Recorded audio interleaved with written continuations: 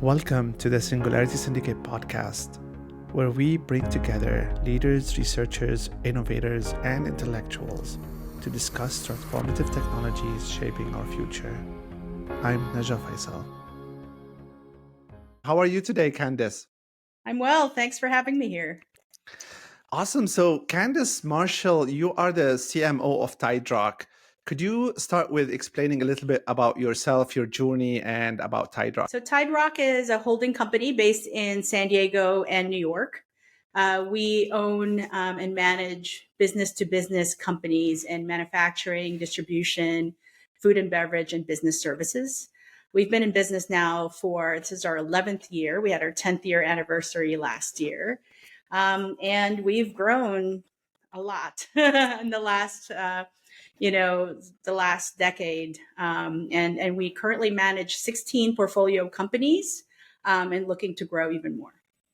That's amazing. And how long have you been with them?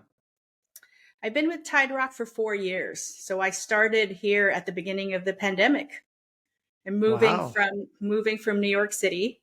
I started my career in management consulting and advertising in the New York City area. And over the time of my career, I moved into marketing operations roles as well as CMO roles for private equity-backed companies. And that's what led me to TideRock. New York, I feel that it's still one of the icons when it comes to advertising. Madison Avenue. Exactly. And the Mad Men show on Netflix. Oh, yes. Yes. Yeah, it's Ogilvy, which is where I was, is basically the quintessential Mad Men. You've been in Ogilvy. That's amazing. I've been in Leo Burnett. So okay. we can relate. Very much. Both icons. Yes. Absolutely. I had the chance to visit Chicago recently and visited the headquarters of Leo Burnett. It was kind of a sentimental visit because I started my career with Leo Burnett. So when I visited Chicago, I was very curious to actually visit the company that started my career. So it's amazing that we're both coming from advertising. I didn't know that. Yeah, it's terrific. There are a lot of people that came from advertising agencies that are now in different roles around the country and the world.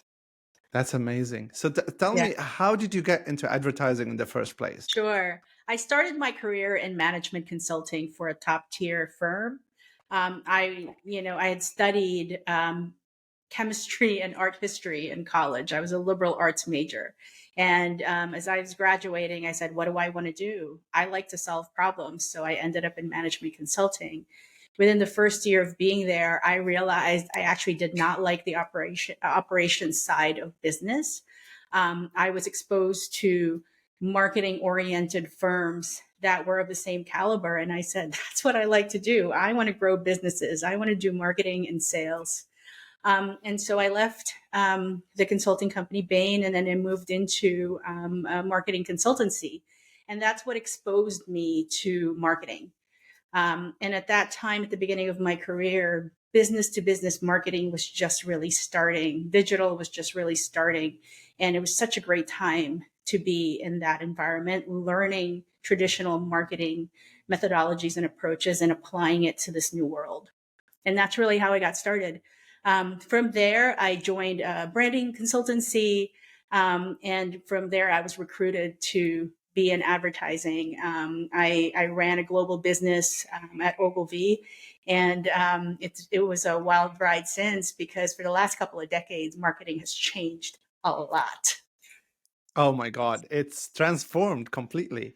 And now yet another wave of transformation with the advent of generative AI. And so first of all, tell me your first impressions when you first interacted with ChatGPT. What was your initial reaction? Yeah. So marketing, as I said, has undergone significant change in the last couple of decades. So even before March of 2023, when ChatGPT was introduced, we were already experimenting with AI type tools in marketing. Because of all the change that's happened, I, made it a purpose in my career to always have set aside an experimentation budget. Throughout my career, since I was at Ogilvy and even beyond that. And I followed that same kind of philosophy coming into TideRock 4 years ago. So starting in 2021, we tried AI tools like Jasper AI and Write Sonic that would generate content by giving it a prompt. So that whole idea was already being utilized by my team in marketing. And so when ChatGPT came, it was a natural progression. It was just a matter of, is ChatGPT going to produce as good quality content as what we've produced with these tools before? And what that did was just accelerate our adoption to a lot of things. When I first saw ChatGPT, there was a lot of conversation about how, it's being used by kids to do homework, or, all the negative sides of it. But what I saw was the opportunity, because we were already experimenting with it. So from there, we created these custom GPTs, where we're training the models based on our style. We actually created, even before prompt engineering was a big thing, we created a set of writing rules that we were utilizing in our B2B space for our heavy industrial companies, where we're saying, these are the things that we expect your whatever the content you generate should have. And we just keep honing that prompt. And so it's been great for us. And now we utilize a lot of tools. We are using ChatGPT for our company, the enterprise edition. And then we also have started experimenting with Microsoft Copilot, which is basically a generative AI tool that lives within the Microsoft Office productivity tools. And that's really helping, and again, we're just piloting that, but that's really helping us adopt these types of tools in our company. We're now using AI for a lot of things. I have to say, congratulations for actually thinking of setting aside marketing budget for experimentation. I think this is a very, very smart move. And if you are probably the best marketing professional, and you are stuck with old mentality and old ways of doing things, I think no matter how good you are, you're going to be left behind. So is this the kind of marketing philosophy that you adopt? Absolutely. Especially, as AI gains in popularity and innovates even further, we need to continue to be ahead of it. Otherwise, what's going to happen to our roles, right? And so, definitely an important aspect. So content creation is one obvious use case for this technology. What other use cases are you looking at? Yeah. So right now, beyond just the ChatGPT and the Microsoft Copilot that I talked about, we are using ad generation tools for graphics and video. We are looking at voiceover, using AI as well, and how we are able to use it flexibly. The biggest challenge for marketers in the past has been that these tools have generated content, but you can't edit them. Right. And so where the opportunity really is for marketers is to be able to edit. I don't think that we've taken anything that we've generated from any of these tools cold and published. There's always something that had to be changed. So definitely that whole editability perspective, where you infuse your own creativity and editorialism, is really important. But beyond that, we actually are investing quite a bit in AI at TideRock. It's a big initiative for us. We have built a team and are looking to hire to expand that team. I can't speak to the details of it, but we're using it as a prospecting and predictive tool to be able to allow us to find companies that fit our model, so that we can bring them into our family. It's something that we've been investing in for 8 months, I think now. And from our conversations with partners and other third parties, it's one of the first of its kind. So we're pretty excited that we can take this AI even further. I know that you mentioned that you guys are investing in something that is still confidential, but could you give us a glimpse, like what is the theme of that investment, or like the areas? Yeah, sure. It's prospecting and using so our business is that we identify companies that fit our model, and we buy, or we offer to buy these companies. And then we bring them in. Our we our model is different than your traditional private equity because we can keep companies for a long period of time. So, for example, our oldest company is as old as the company itself, so it's 11 years old, which you don't hear in a lot of private equity. Um, so we have very specific criteria on the types of companies that fit our model, and we're using AI to identify those companies for us based on our conversion rates and success rates, right? And so we're basically combining sort of the old AI of predictive machine learning with the new AI of generative to come up with those lists. And so far, we're getting some really good success using the variables that we've identified so far. And we hope that this model will start to learn even better, and that we would get even more success. I want to ask you about jobs. Do you think this technology is going to replace marketing jobs? Um, so it's interesting that marketing, as I said, has been put under pressure for so long because of all these new tools. And for a while, I could probably pinpoint exactly when that was. Marketers were burning out because we were asked to produce so much content to either affect SEO rankings or to make sure that there's some new content for consumers to look at all the time. And in a way, these AI tools are going to help really streamline all of that. But as I said, we have never ever in my experience using this, taken something that's been generated by a ChatGPT or an AI tool and published it cold. It requires some human intervention. And it's up to us marketers to figure out what that value is. Is it going to be editorial? Is it going to be creative directing or idea generation? Is it going to be strategy? There's something that requires that advanced level of intelligence that it still doesn't really have. That's so true. It's never a final product. I can even spot it. Like as soon as Yeah. oh, that's definitely AI. Like you could easily tell. Exactly. As I use it more, I'm identifying specific words that ChatGPT likes to use for sure.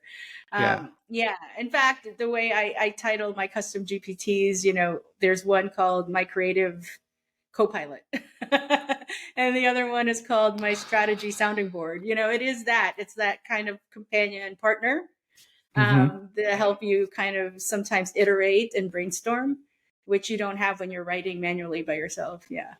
Definitely. So I would say so far the copywriter job is not affected. I think it's more um, they can produce more because now they don't have to like sit in silence for a few hours to come up with a headline. They can Yeah. iterate fast, I would say. They can iterate, create variations. But in terms of fact checking, research, that still needs to happen because, as we said, the Hmm. accuracy is not 100% there. So there's still roles for developing that content strategy or the research that would that go into a blog post. There's still a lot of that's required that requires the human element. When it comes to design, like with all these image generation tools, are you using those? Yes, I'm trying to use them. I actually saw my first good one over the weekend. It's been really clunky, right? There you hear these stories about there's an extra finger or an extra arm. But I saw my first really good one this weekend, and so I'm hopeful. I'm very optimistic about what can be done here. And again, as you said, and you said it completely right, it's really about efficiency, being able to produce more and more variations, which is required of marketing. But in terms of generating an original idea, you still have to do it yourself, right?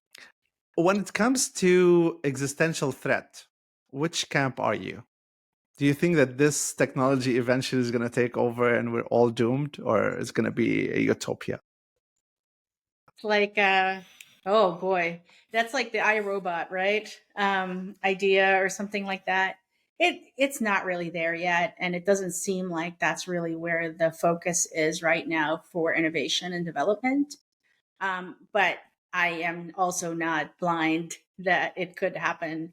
But we're still, far enough away from it. A lot of the focus with this generative AI is truly that it's generation of things, and not really on the replacement or um, having a conscious human being right next to us. I talked about, it still requires sort of that advanced level of thinking in terms of creativity and emotion that makes us human, right?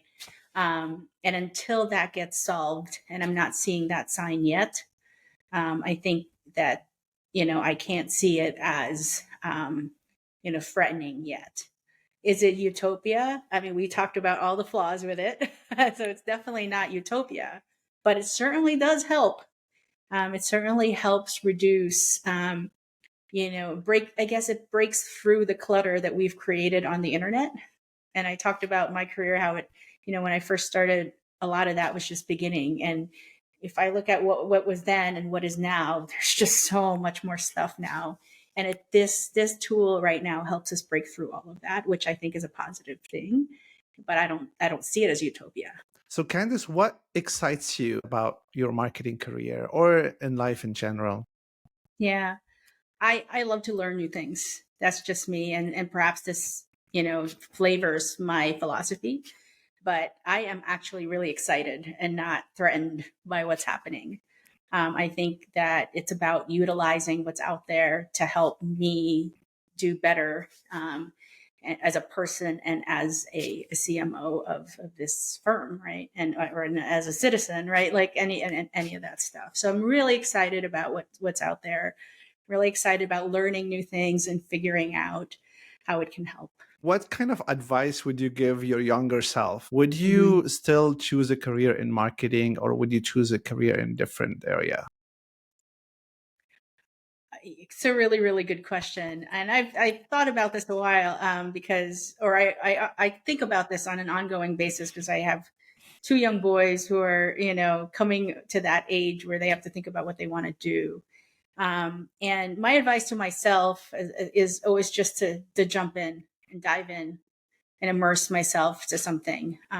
Don't hesitate. There have been points in my life where I've done that and regretted every single time.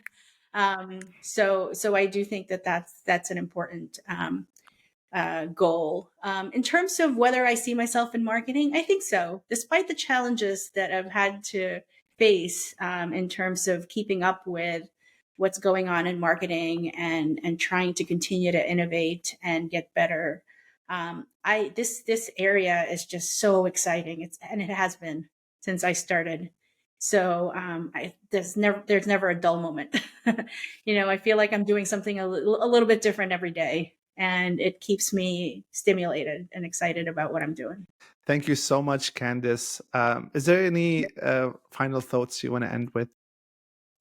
No, I think this has been a great conversation. Thank you for all the topics you've raised. It certainly made me think about, what I've been doing.